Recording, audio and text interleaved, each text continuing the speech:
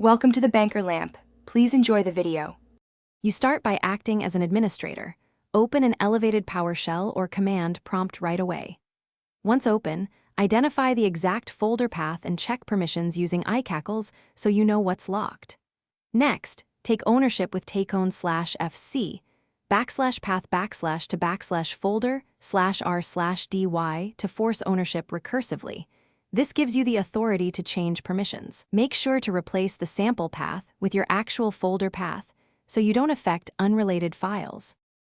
Once you own the folder, grant yourself full control using iCackles C /path/ to /folder /grant administrators, F/T so permissions propagate to all files and subfolders. Make sure to close apps that might hold handles. Use Task Manager to end explorers or background processes that access the folder.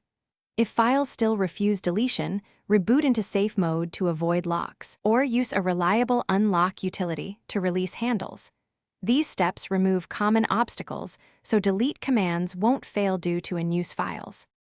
Now delete the folder. Use rd/a/q c /path/ to /folder in an elevated prompt or remove it in File Explorer after permissions change.